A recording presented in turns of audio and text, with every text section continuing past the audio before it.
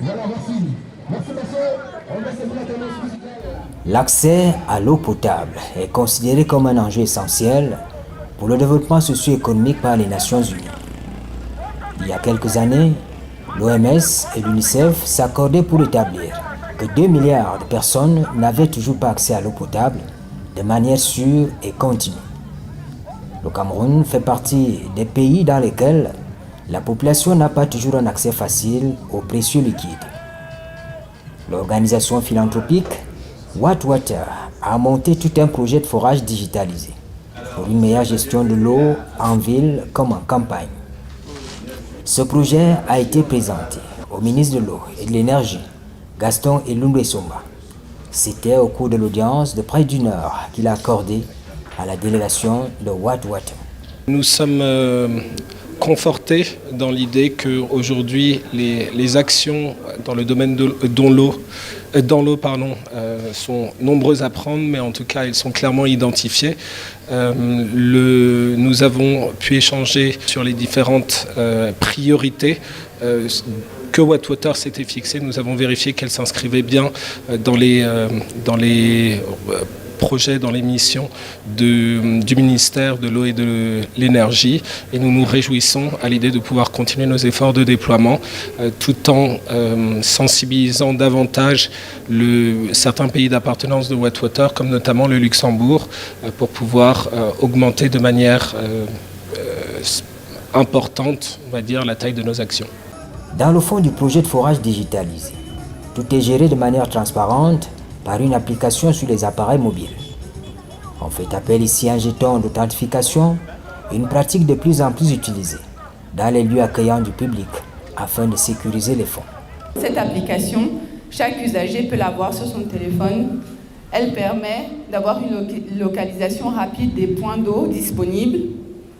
Elle vient avec un système de token ou une carte qui est distribuée à la population avec l'interface de la commune. La personne qui veut puiser l'eau va sur l'infrastructure, elle badge, ça libère l'eau, elle puise l'eau, elle rebadge, ça coupe l'eau et elle repart avec son eau. Sur les avantages de la digitalisation, il y a ce qu'on qualifie de gestion transparente des cotisations pour une épargne solidaire. Ça donne des informations en temps réel. Quelqu'un qui est chez lui, avant de partir de chez lui, il peut regarder et dire que voilà, il y a l'eau disponible à tel endroit, au lieu de marcher, d'aller là-bas et de constater que l'eau ne coule pas, ce n'est pas disponible. Donc ça, c'est une information cruciale. Et ça permet ce qu'on appelle en anglais « empowerment », donc la responsabilisation des populations sur les infrastructures qu'on leur donne et qu'on leur met à disposition. Et ça permet aussi une certaine autonomie, puisque avec ces badges et la solution qu'on propose, vous n'avez pas besoin d'avoir quelqu'un sur le site. La personne qui a son badge, elle est autonome, elle prend son badge, elle va badger, elle prend son eau, elle part.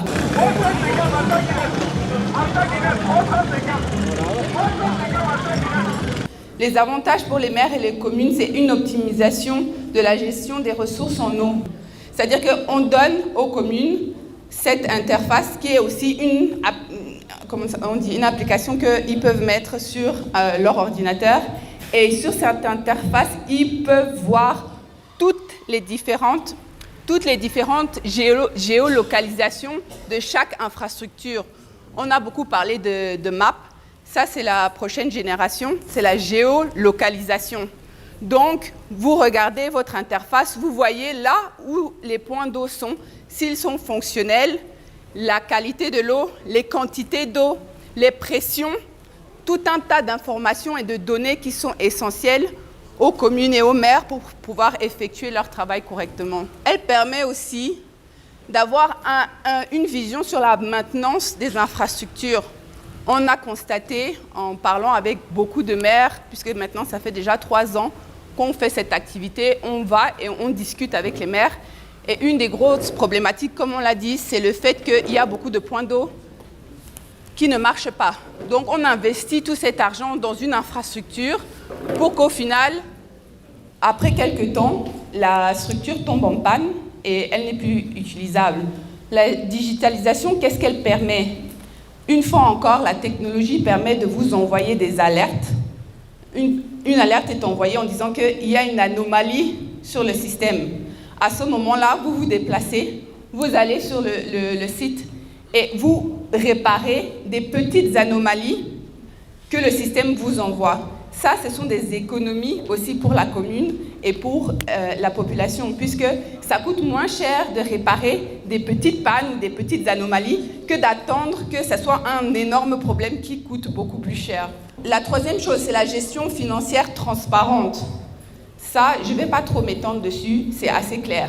Toutes les cotisations des populations usagées, ça va dans un système et ça permet de centraliser la caisse à un endroit sûr où tout le monde peut voir cette caisse, mais personne ne peut accéder à part s'il y a des justifications d'entretien de la structure ou s'il n'y a pas de panne de structure, une certaine autonomie de savoir comment vous voulez utiliser cette épargne solidaire pour des cas très spécifiques. Et la dernière chose que la digitalisation permet, ça permet un renforcement de la relation avec les citoyens. Tout est fait en transparence. La population fait confiance à la mairie fait confiance à la population. Et voilà.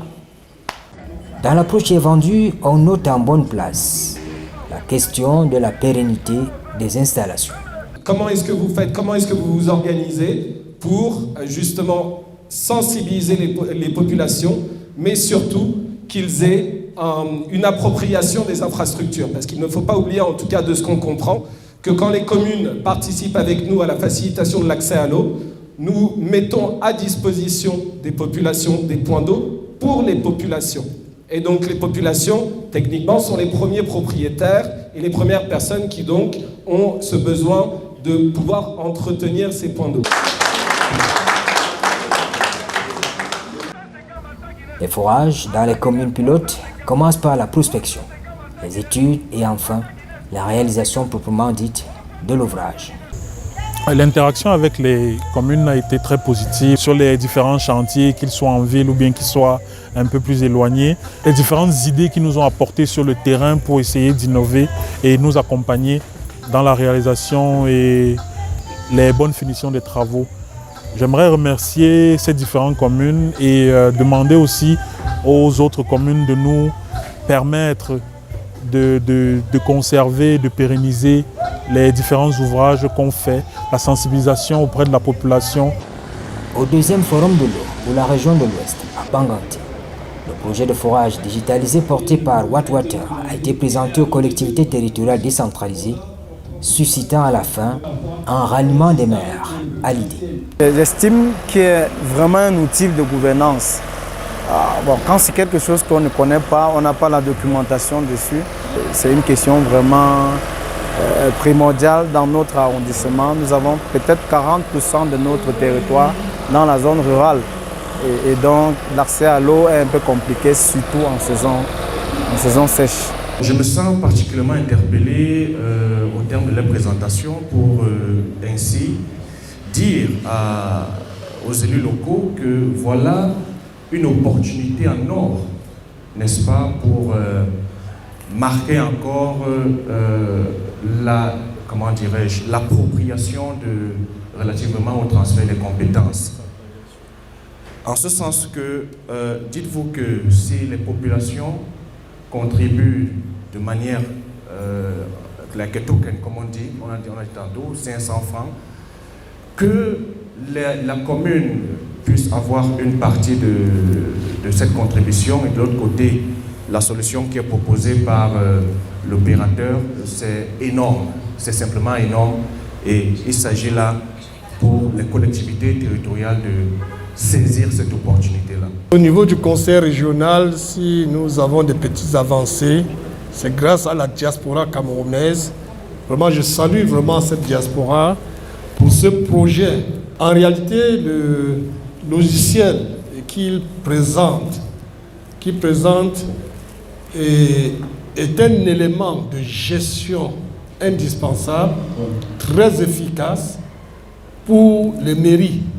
Il faudrait seulement beaucoup travailler la population avant même le projet pour leur faire approprier toute l'idée, leur expliquer la démarche. C'est elle qui va aller collecter même cet argent-là. Ce n'est pas le maire qui va le faire, il est un homme politique.